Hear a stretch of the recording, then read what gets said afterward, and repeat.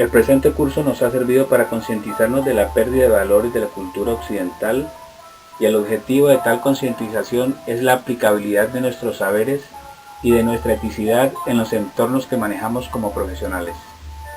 En tal sentido, hicimos un recorrido por las escuelas filosóficas griegas y su indagación sobre la felicidad.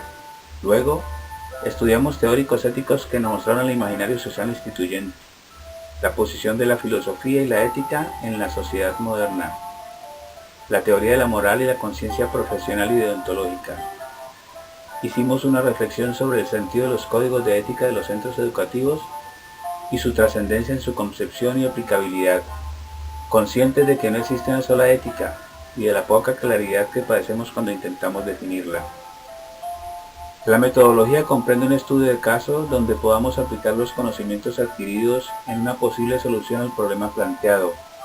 En nuestro caso, se nos presentó el dilema moral de una niña de 12 años, integrante de una familia desplazada de Buenaventura, quien fue violada por actores armados al margen de la ley y se enfrenta a la difícil decisión de interrumpir el embarazo o continuar con él.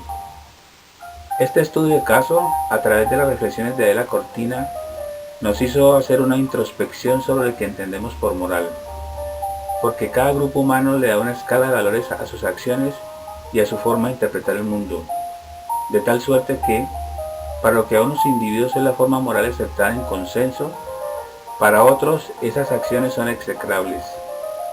Cornelius Castoriadis nos habla del imaginario social instituyente como un molde inconsciente que va generando una identidad entre el grupo de personas que ocupan un territorio determinado. Esas ideas se forman a través de la tradición, de la transmisión de conocimientos de una generación a otra, de los diálogos que se sostienen entre los integrantes del grupo y en los deseos y sueños que comparte la colectividad.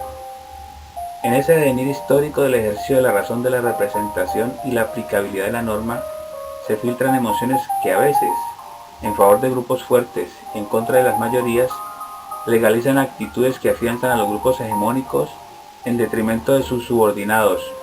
Al hablar de la sociedad en su conjunto, entonces hablamos de lo público, de las asimetrías que hacen excluyentes a los grupos humanos, el poder de unos sobre otros. El código mítico y su distanciamiento de la forma práctica que hacen tan injustas las sociedades modernas, especialmente en Latinoamérica.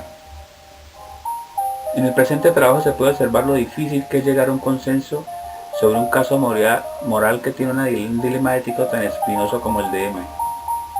Sé que a todos nos acompañan las mejores intenciones y hablamos de soluciones que, al igual que los códigos míticos, solo son posibles cuando se escriben y que aumentarán los grandes volúmenes de ideas almacenadas en distintos despachos intelectuales.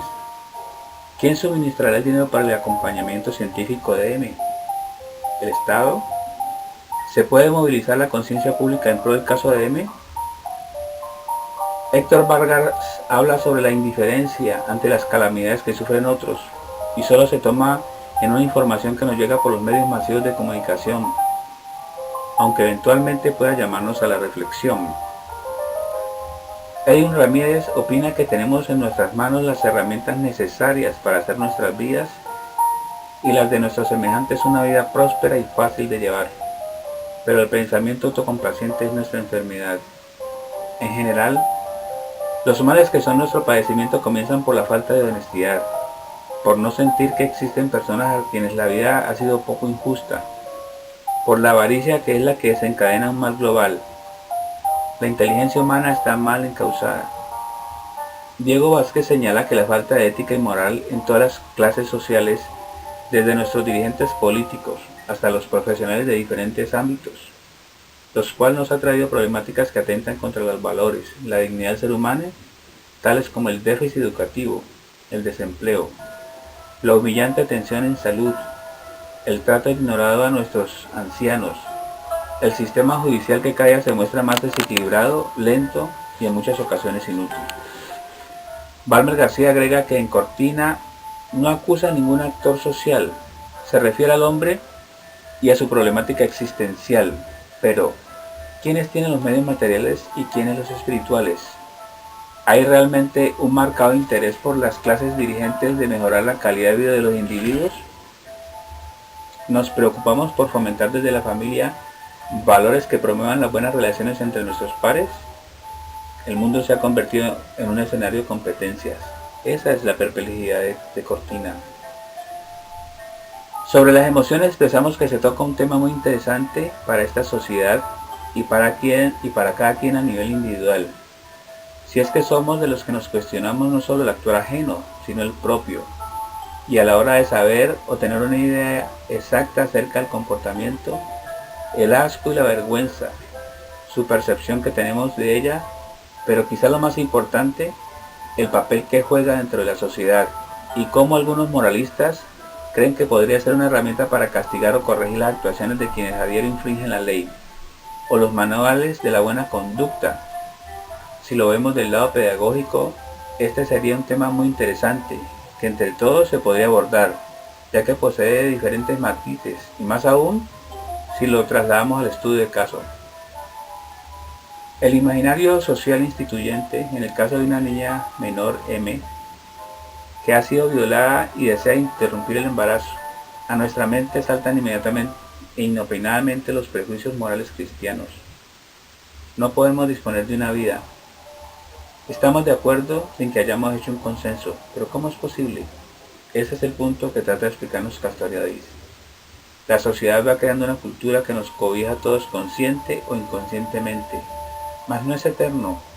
En algún momento habrá alguien que discrepe de tal actitud y pueda, aún moralmente, explicar esta situación.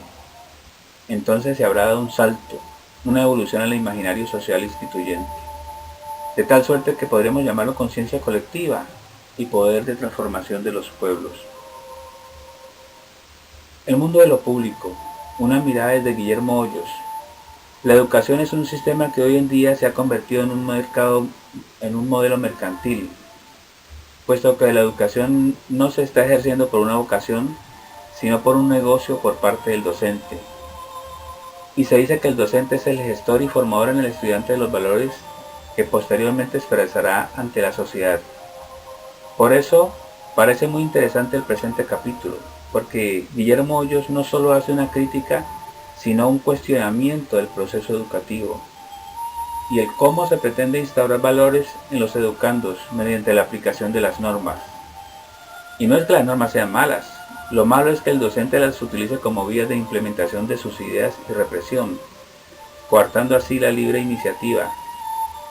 Lo mismo pasa a la hora de evaluar al docente, pues simplemente se le aplican aspectos normativos que no permiten medir las capacidades o verdaderamente conocer las dimensiones de sus conocimientos y aptitudes a la hora de educar. El modelo educativo se está alejando de su razón de ser, puesto que solo busca el enriquecimiento intelectual del estudiante, pero no está ofreciendo una formación ética integral que vincule a la persona como actor directo e influyente en la sociedad.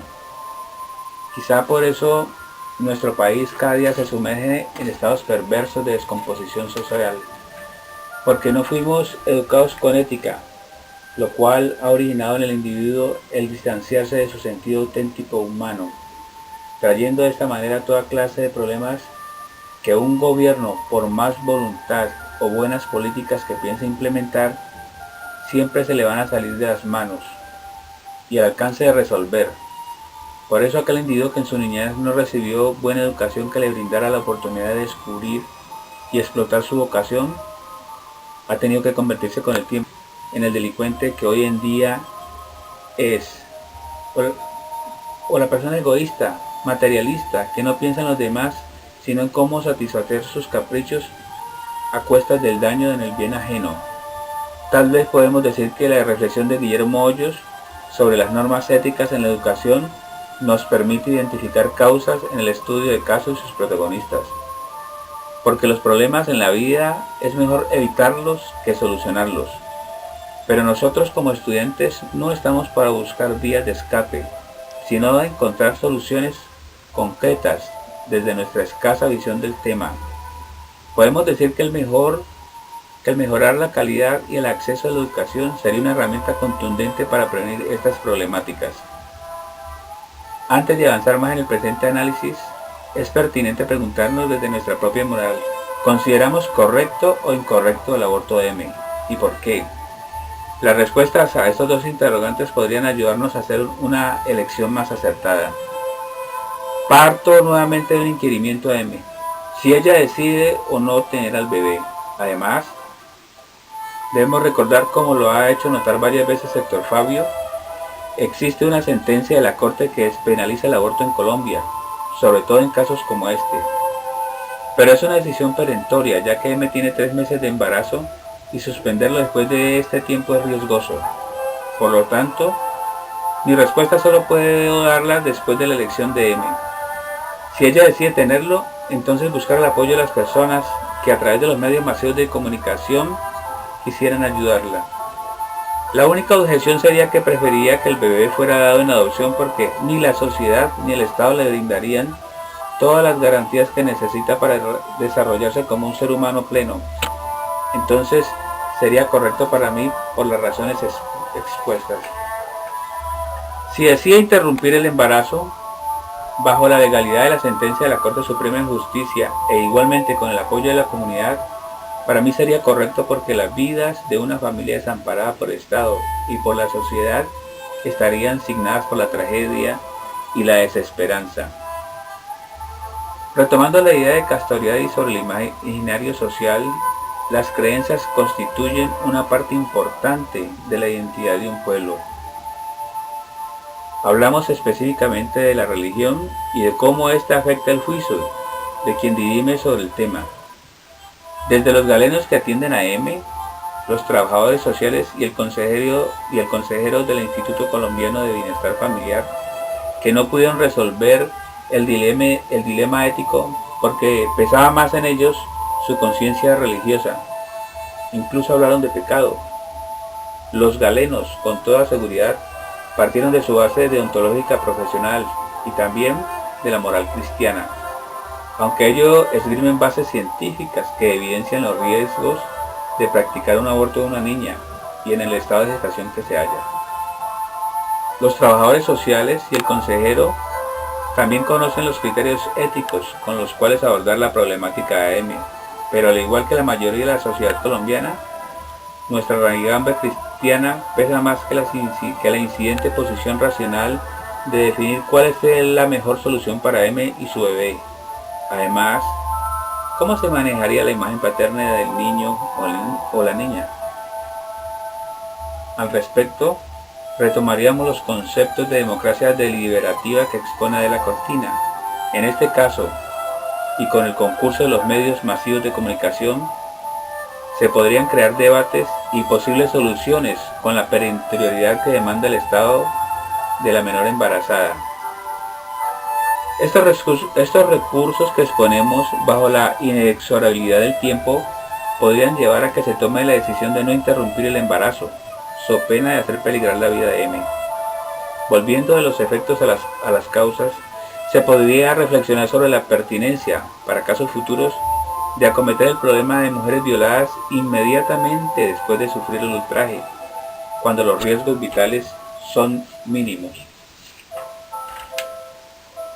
Las alternativas de solución al caso de estudio que encontramos según los debates del grupo presentan las siguientes soluciones.